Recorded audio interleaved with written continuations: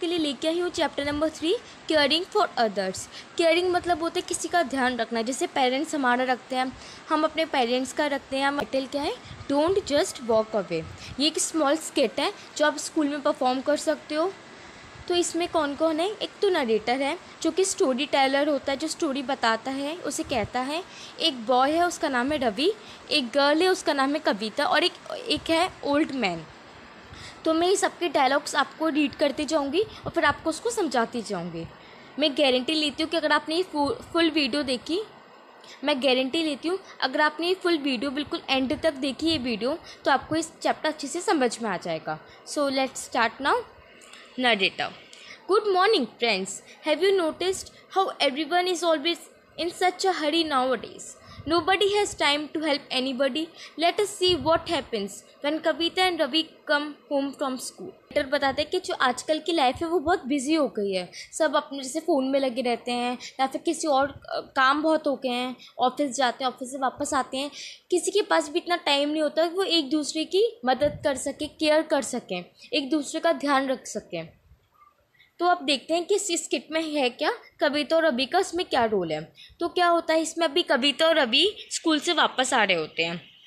Old man in bed, I wonder where everyone is, has anybody seen my walking stick, how will I reach the dining table, is anybody there, I feel so weak and helpless. अब ये जो old man है वो bed पे लेटे हुए होते हैं, तो उनको अपनी वॉकिंग स्टिक नहीं मिलती है। वॉकिंग स्टिक का हिंदी में हम कभी उसे बैग बोल देते हैं, फिर छड़े बोलते हैं। जो हमारे ग्रैंड पेरेंट्स हैं, जो हमारे एल्डर्स हैं, जिन्हें प्रॉब्लम होती है, पेन होता है नी वगैरह में, वो यूज़ करते हैं। तो ये जो ओल्ड मैन है वो किसी को देखते हैं जैसे वो कोई उनकी वॉकिंग स्टिक ढूंढ के लाए और वो डाइनिंग टेबल तक जा सकें। आई feel so weak and helpless, मतलब वीक मतलब होते कमज़ोर, वीक का मतलब होते कमज़ोर, तो बहुत कमज़ोर फील करते हैं अंदर से। और हेल्पलेस, हेल्पलेस मतलब होते कि कोई हमें नहीं दिख रहा है कि हमारी कोई हेल्प करे। The door is open, Kavita and Ravi walk in and looking very tired and carrying heavy bags.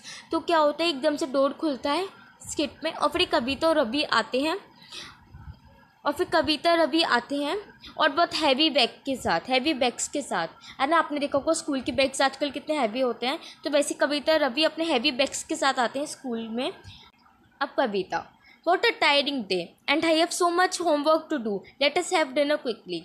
तो कविता बोलती है कि ये कितना टायरिंग डे है। टायरिंग डे मतलब होता है कि थका हुआ दिन बिल्कुल। And I have so much homework to do, मुझे बहुत होमवर्क करना है, तो हम जल्दी से डिनर कर लेते हैं।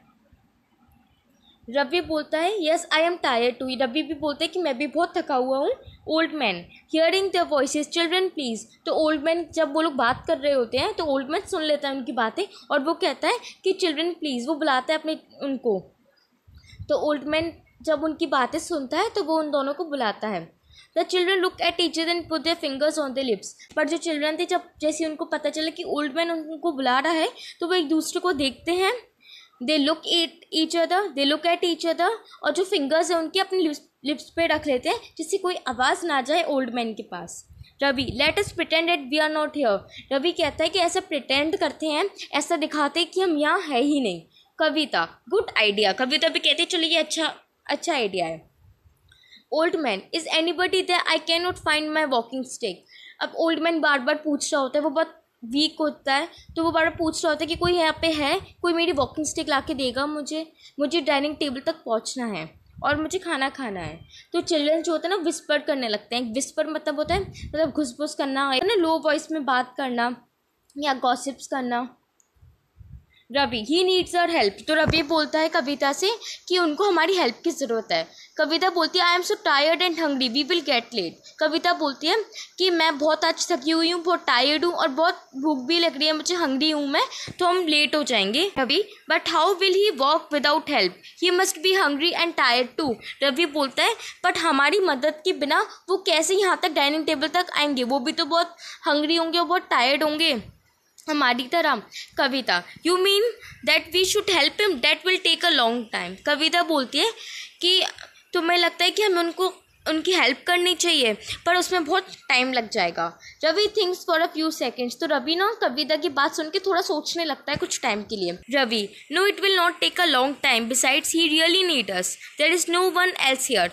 तो रवि बोलता है कि नहीं इतना टाइम नहीं लगेगा, उनकी हमारी बहुत ज़रूरत है, और यहाँ पे और कोई है भी नहीं जो उनकी हेल्प कर सके। Rita, hello uncle, here is your walking stick under the bed, come with us, we will help you to reach the dining table, you must be hungry. फिर कविता उनको विश करती है, हेलो बोलती है, उनकी वॉकिंग स्टिक ढूंढ के देती है जो कि बेड के नीचे थी। अंडर द बेड मतलब बेड के नीचे थी। और फिर वो डाइनिंग टेबल पे जाते हैं एक साथ। The two childrens help the old man by supporting him. वो जो टू चिल्ड्रंस थे, रवि और कविता, वो उनकी हेल्प करते हैं ओल्ड मैन की और सपोर्ट करते हैं उनको उठने में। Ravi, have you heard my latest joke uncle? तो वो लोग एक दूसरे से मजाक करते हैं। रवि बोलता है कि आपने मेरा जो लेटेस्ट जोक है अंकल, आपने वो सुना है? तो ओल्ड मैन हंसते हैं, लाफिंग हंसते हैं। Go on and tell me. वो कहते हैं कि अच्छा ठीक है, सुनाओ। Narrator, take a little of your time to help. There are so many who need it.